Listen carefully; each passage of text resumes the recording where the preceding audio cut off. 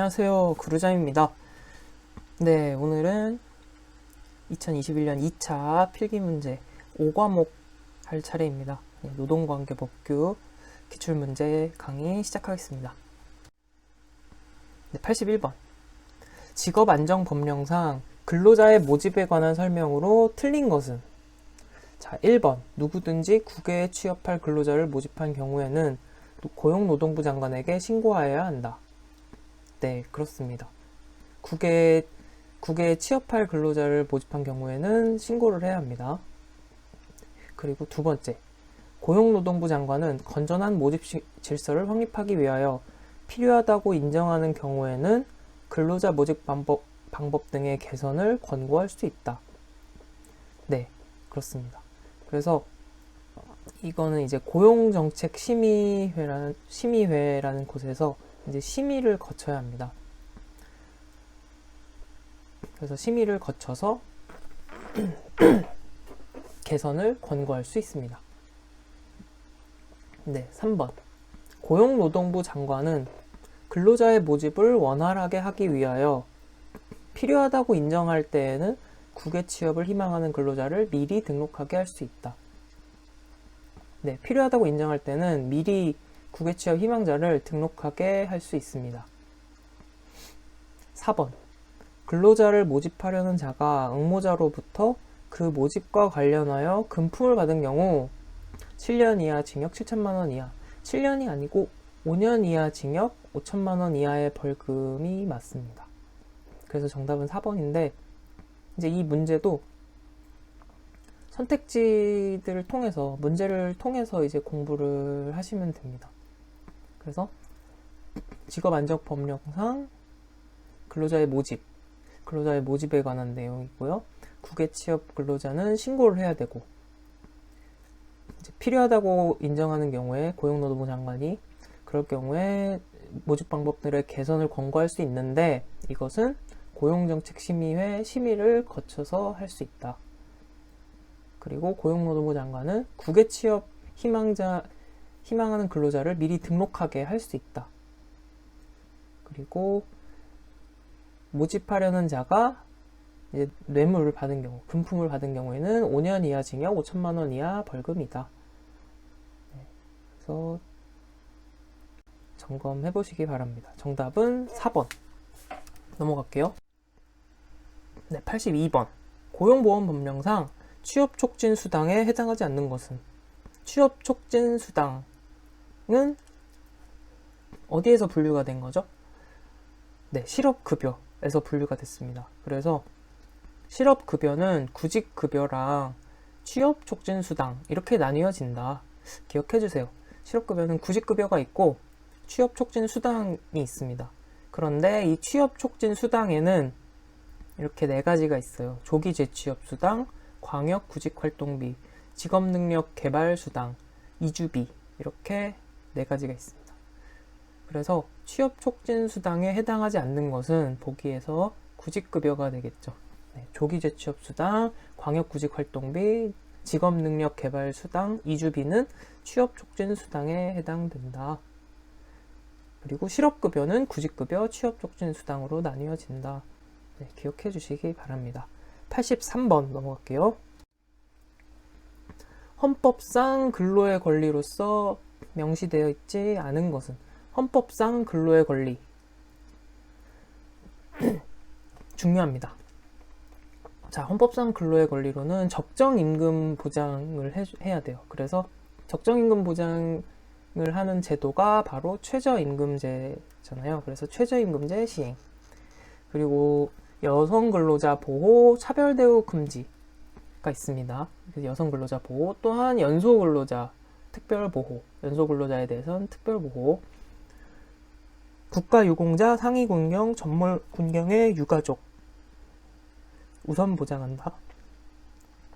국가의 고용증진 의무, 사회적 경제적 방법으로 고용증진 노력을 해야 합니다. 네, 국가의 고용증진 의무가 있다. 근로조건 기준을 법으로 정해야 한다. 근로조건의 법정주의.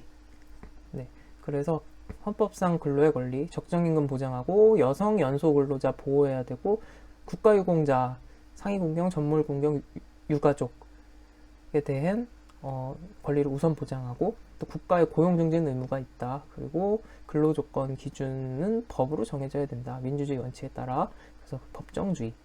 이렇게 기억을 해주시면 됩니다. 그래서 문제 보시면 근로의 권리로서 명시되어 있지 않은 것, 최저임금제 시행, 적정임금 보장에 대한 내용이죠. 그리고 여성 근로자, 연소 근로자 보호해야 한다고 했습니다. 장애인 근로자는 이제 이 헌법상 근로의 권리로 보호 대상은 아닙니다. 그래서 장애인, 고령자, 실업자 등은 이제 헌법상 근로의 권리로서 명시되어 있지 않은 것이지, 이제 실제로 뭐 보호가 필요 없다는 얘기는 아니죠. 그래서 정답은 4번입니다. 헌법에는 장애인, 고령자, 실업자 등은 명시되어 있지 않다. 넘어갈게요. 84번. 남녀고용 평등 및 일가정 양립 지원에 관한 법령상 육아기 근로시간 단축에 관한 설명이다. 괄호 안에 들어갈 내용으로 옳은 것은 사업주가 근로자에게 육아기 근로시간 단축을 허용하는 경우, 육아기 근로시간 단축을 허용할 수도 있고 안 할 수도 있다는 거죠. 근데 허용하는 경우에는 단축 후 근로시간은 주당 몇 시간 이상이어야 하고 몇 시간을 넘어서는 안 된다. 네, 육아기 근로시간 단축은 주당 15시간 이상 35시간 이하여야 합니다. 15시간 이상 35시간 이하. 그런데 이제 근로시간 단축을 허용하지 않는 경우도 있다 그랬죠. 만약에 허용하지 않는 경우에는 사용자가 서면으로 이를 통보해야 하고, 다른 지원 방안, 다른 조치를 통한 지원을 해당 근로자와 협의를 해야 합니다. 네. 그래서 사실상 이제 허용을 하도록, 그리고 이제 부득이한 좀 이유가 있지 않은 이상은 되도록 허용을 하도록 유도하는 거죠. 네, 그래서 근로시간 단축 허용하는 경우 주당 15시간에서 35시간 이하, 허용하지 않으면 서면 통보하고 다른 조치 통해서 지원을 할 수 있도록 협의를 해야 한다. 이런 노력을 해야 한다는 거죠. 그리고 이제 육아기 근로시간 단축에 대해서 이제 좀 정리해서 다시 보면 15시간 이상 35시간 이하, 방금 했죠. 주당 15시간 이상 35시간 이하 근무 1년 이내로 실시할 수 있습니다. 그리고 육아기에 해당하는 연령 전에도 이제 했었는데 만 8세 이하 또는 초등학교 2학년 이하의 자녀가 있는 근로자를 대상으로 한다고 했습니다. 만 8세 이하, 초등학교 2학년 이하. 사업주가 이 육아기 근로시간 단축을 하는 근로자에게 불리한 처우를 하게 되면 3년 이하 징역 3천만 원 이하 벌금에 처합니다. 3년 이하 징역 3천만 원 이하 33. 네. 그래서 이 문제 정답은 15, 35. 그래서 4번이 되겠죠. 네, 육아기 근로시간 단축도 육아휴직이랑 같이 이제 빈번하게 출제가 되는 내용이기 때문에 이렇게 나올 때마다 정리를 잘 해두시면 좋겠습니다. 넘어갈게요. 85번. 개인정보보호법령에 대한 설명으로 틀린 것은? 개인정보보호법령. 1번. 정보 주체란 처리되는 정보에 의하여 알아볼 수 있는 사람으로서 그 정보의 주체가 되는 사람을 말한다. 네, 그렇습니다. 정보 주체란 정보에 의하여 알아볼 수 있는 사람, 주체가 되는 사람.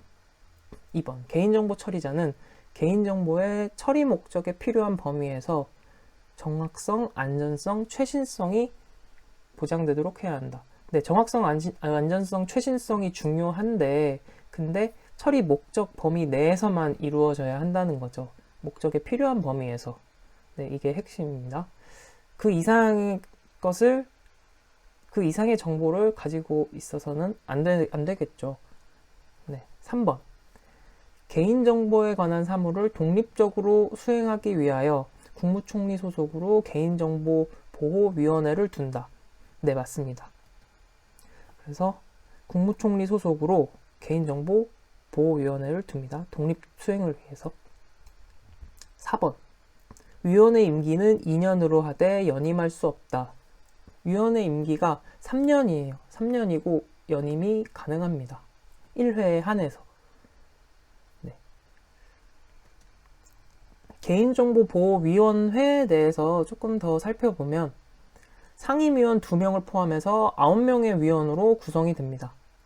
그래서 상임위원 2명은 위원장, 부위원장 이 2명인데 정무직 공무원이에요. 그래서 임명직이라는 거죠. 위원장, 부위원장은 임명을 통해서 임명이 되는 거고 나머지 이제 또 7명이 되겠죠. 그래서 총 9명 위원으로 구성된다. 위원장이 필요하다고 인정하거나 재적위원 4분의 1 이상의 요구가 있는 경우 소집을 하게 됩니다. 과반수 출석으로 개의가 되고 과반수 창성으로 의결이 됩니다. 소위원회를 둘 수 있고 3명의 위원으로 구성됩니다. 소위원회를 두는 경우는 이 개인정보보호위원회에서 뭔가 루틴하게 처리되는 일들이 있을 거잖아요. 좀 사안이 반복적으로 또 상대적으로 반복적이고 좀 경미한 뭐 이런 사안들에 대해서는 이제 일일이 다 이 보호위원회를 다 소집해서 할 수는 없으니까 이제 소위원회를 두고 3명의 위원으로 구성해서 이제 소위원회에서 처리하는 방식을 하고 있습니다. 그래서 개인정보보호위원회 9명 그리고 상임위원 2명이고 정무직 공무원이다. 기억을 해두시고요.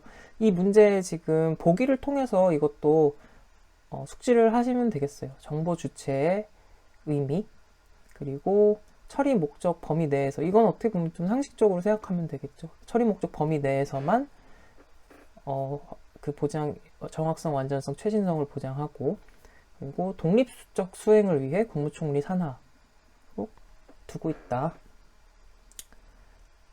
네, 됐습니다. 86번으로 넘어갈게요. 86번. 근로기준 법령상 이행강제금에 관한 설명으로 틀린 것은? 자, 이행강제금이란 근로자가 구제 신청을 한 거예요. 부당해고 등에 대해서. 그게 받아들여졌어요. 노동위원회에서. 근데 사용자가 이거를 노동위원회 그 결정에 대해서 이행하지 않은 거. 그럴 때 부과되는 것이 이행강제금입니다. 그래서 근로기준법 법령상 이행강제금 1번 노동위원회는 구제명령을 받은 후 이행기간까지 구제명령을 이행하지 아니한 사용자에게 2천만 원 이하의 이행강제금을 부과한다. 근데 2천만 원 이하가 아니라 3천만 원 이하로 바뀌었어요. 개정되면서 이 시험을 보는 시점이 이제 5월 15일이었거든요. 이 지금 실제 기출문제가. 이때는 이제 2천만 원 이하였으나 이후에 3천만 원 이하로 바뀐 거죠. 그래서 3천만 원 이하의 이행강제금이고 매년 2회 범위에서 2년까지 부과 징수 가능하다. 2년이 넘어가면 부과 징수를 할 수 없습니다. 네. 구제명령을 이행하지 않으면 3천만 원 이하 2회 2년 이내로 네, 이렇게 부과 징수 가능하다. 2번 노동위원회는 이행강제금을 부과하기 30일 전까지 이행강제금을 부과 징수한다는 뜻을 사용자에게 미리 문서로서 알려주어야 한다. 네, 맞습니다. 30일 전까지 알려줘야 돼요. 이게 기한이 이제 부과 징수 예정일 30일이 되는 기준이 이제 사용자가 통지를 받은 날부터 30일이에요. 네. 사용자가 통지를 받은 시점부터 30일까지가 그 이행강제금 그 기간이에요. 무슨 얘기인지 아시겠죠? 네. 그래서 맞는 얘기고요. 이것도 3번. 근로자는 구제명령을 받은 사용자가 이행기간까지 구제명령을 이행하지 않으면 이행기간이 지난 때부터 30일 이내에 그 사실을 노동위원회에 알려줄 수 있다. 이거는 이제 30일이 아니고 15일 이내예요. 이행기간까지 이행하지 않으면 그때부터 15일 이내로 근로자는 노동위원회에 알려줄 수 있어요. 그러면 이제 이행강제금이 부과가 되겠죠. 네. 그래서 15일 이내로 알려줄 수 있다. 4번. 노동위원회는 이행강제금 납부 의무자가 납부기한까지 이행강제금을 내지 않으면 기간을 정하여 독촉하고 거기에서 또 안 내면 국세체납 처분의 예에 따라 징수할 수 있다. 네, 그렇습니다. 안 내면 독촉할 수 있고 독촉 기간 중에 안 내면 국세체납 처분의 예에 따라서 징수할 수 있다. 네, 이행강제금에 대한 내용, 이 문제를 통해서 공부를 하시면 돼요. 이것도 구제명령 이행 안 하면 사용자가 그러면 3천만 원 이하 2회, 매년 2회에서 2년까지 부가징수, 그리고 사용자에게 미리 30일 전까지 알려주어야 한다. 그리고 구제명령 이행하지 않으면 근로자는 15일 이내 노동위원회에 다시 알려줄 수 있다. 납부기한까지 안 내면 독촉하고 독촉기간에도 안 내면 국세체납하는 방식으로 징수할 수 있다. 네, 정리되시겠죠? 넘어갑니다. 87번.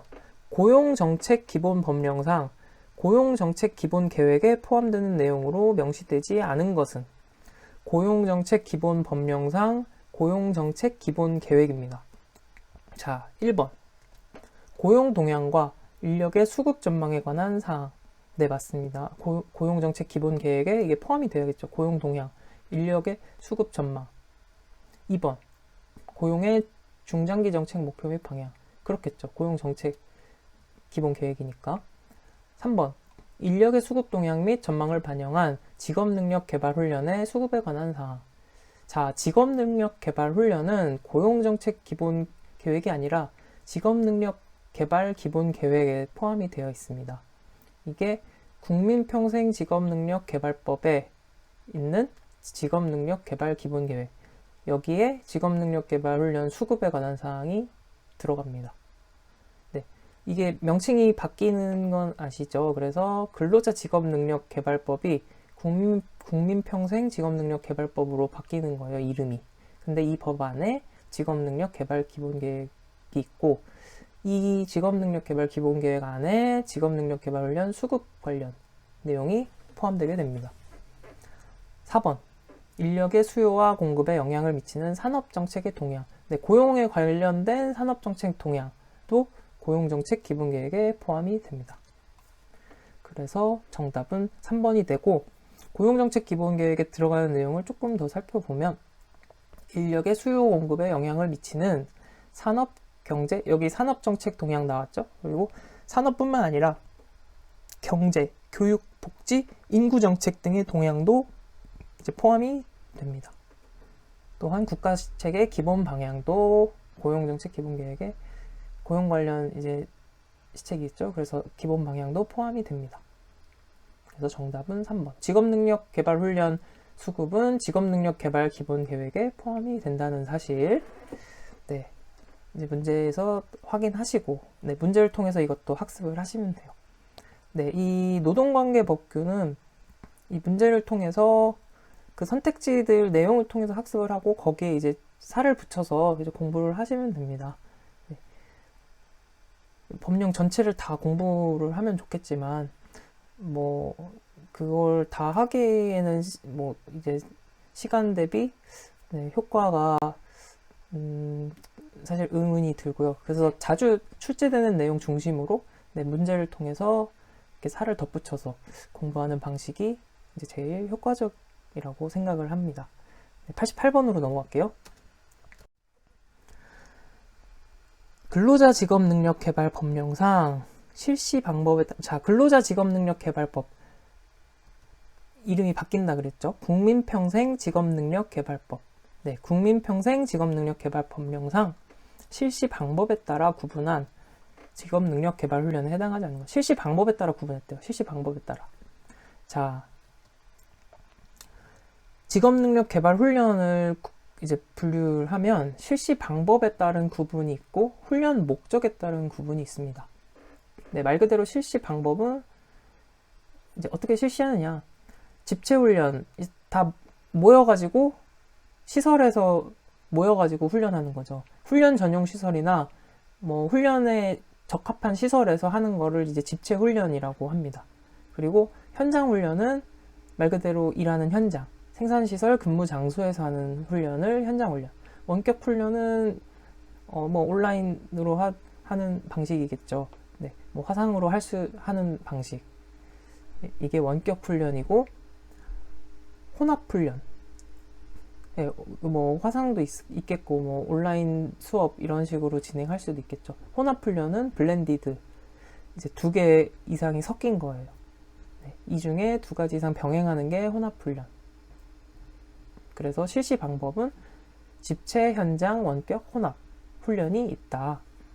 네, 이건 뭐 실시 장소나 방식을 생각해 보면 되겠고, 훈련 목적에 따른 구분이 있습니다. 또 훈련 목적에 따라서는 양성 훈련은 이제 기초라고 생각하시면 됩니다. 기초적 직무 수행 능력, 양성 기초 훈련 뭐 이런 얘기 들어보셨을 수도 있을 것 같은데, 네, 양성 훈련 기초적 직무 수행 능력, 향상 훈련은 말 그대로 더 높은 향상하기 위한 직무 수행 능력, 기술 발전에 맞춘 지식 기능 보충, 보충 향상을 위한 목적은 향상 훈련, 전직 훈련은 말 그대로 직업을 옮길 때 필요한 직무 수행 능력 훈련이 전직 훈련이죠. 그래서 양성, 향상, 전직, 이제 목적에 따른 거죠. 기초적 직무 수행 능력, 더 발전된 기술이나 더 높은 직무 수행 능력, 직업을 옮길 때.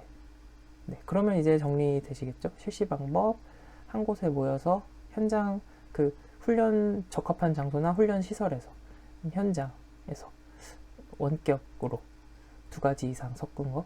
그래서 문제로 돌아오면 실시 방법에 따라 구분하지 않은 것. 향상이죠. 향상은 네, 더 발전된 기술, 또 더 높은 직무 수행 능력을 습득하기 위한 것. 그래서 정답은 2번. 네. 넘어갈게요. 89번. 고용보험 법령상 구직급여의 수급 자격이 인정되기 위해서는 이직일 이전 18개월 기준 기간이 필요해요. 그쵸? 이직일 이전 18개월 기간 중 며칠일까요? 네.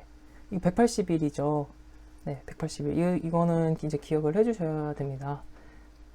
그래서 180일, 이직일 이전 18개월 동안 이제 180일인데, 기준기간을 이제 연장하여 적용하는 경우도 이제 조금 더 들어가서 공부를 해보면 좋을 것 같아요. 그래서 연장 적용하는 경우 언제냐? 이제 18개월이 기준인데, 질병 부상 등의 사유로 30일 이상 보수를 못 받았어요. 그런 경우에는 이 보수를 못 받았던 날수만큼 180일에서 연장을 한다. 더 가산을 한다. 이 얘기입니다. 그런데 그 기간이 3년을 넘어갈 때는 3년까지로. 네, 3년이 최대이다. 다시 이전 18개월이 기준인데 그 기간 중에 30일 이상 질병 부상 등이나 뭐 대통령이 인정한 사유라 그랬죠. 그런 질병 등의 사유로 30일 이상 보수를 못 받았을 경우는 그 기간만큼 180일에서 가산을 한다. 최대 3년. 2번째, 이직 당시 일주 소정 근로 시간이 15시간 미만이고 소정 근로 일수가 2일 이하였어요. 일주에요. 한 주에 2일 이하였고 이직일 이전 24개월 동안의 피부업난이 기간 중 90일 이상 근로하였을 경우, 그럴 때는 24개월로 연장을 한다 라고 했습니다. 네, 다시 한 주 근로 시간이 15시간 미만 주 2일 이하였어요. 근데 이전 24개월 동안 90일 이상을 근로했으면 24개월까지로 기준기간을 연장한다. 그 다음 마지막, 전직 자영업은 구직급여에 해당하지 않죠. 네, 이거는 앞 차수에도 이제 문제가 나왔던 것 같아요. 전직 혹은 자영업을 하려는 경우는 구직급여를 받을 수 없습니다. 자, 됐죠. 그래서 뭐 1번, 3번 같은 경우는 이제 생각해보면 이제 충분히 이해하고 이제 하시면 되는데, 이 2번째 내용은 이제 조금 기억이 필요하긴 하겠어요. 그쵸? 15시간 미만 2일 이하였을 때, 15시간 2일 이하면 24개월, 90일 이상이면 24개월이다. 네, 잘 정리하시고 90번으로 넘어갈게요. 고용정책 기본법령상 고용재난지역에 관한 설명으로 틀린 것은? 고용재난지역. 고용재난지역에 대한 설명입니다. 1번. 고용재난지역으로 선포할 것을 대통령에게 건의할 수 있는 자는 기획재정부 장관이다. 고용노동부 장관입니다. 네. 그래서 고용재난지역 선포 건의는 고용노동부 장관이 합니다. 네. 2번. 고용재난지역의 선포를 건의받은 대통령은 국무회의 심의를 거쳐 해당 지역을 선포할 수 있습니다. 네. 국무회의 심의를 거쳐야 한다. 3번. 고용재난지역으로 선포하는 경우 정부는 행정, 재정, 금융상의 특별 지원이 포함된 종합대책을 수립 시행할 수 있다. 그렇죠. 행정, 재정, 금융상 특별 지원 포함된 대책. 4번. 고용재난조사단은 단장 1명을 포함하여 15명 이하의 단원으로 구성한다. 네, 그렇습니다. 그래서 15명 이하의 단원으로 구성이 된다는 사실. 고용재난지역에 관한 내용, 또 이 문제로 잘 정리를 하면 됩니다. 고용노동부 장관이 건의를 하고 대통령은 국무회의 심의를 거쳐서 고용재난지역으로 선포하고 이렇게 선포하게 되면 행정, 재정, 금융의 지원이 포함된 종합대책을 수립해서 시행할 수 있고 이 고용재난조사단은 단장 1명을 포함하여 15명 이하 단원으로 구성한다. 됐죠. 네, 이렇게 90번까지 살펴봤고요. 91번부터 다음 영상에서 이어서 진행하도록 하겠습니다. 고생하셨습니다. 그럼 이만 감사합니다.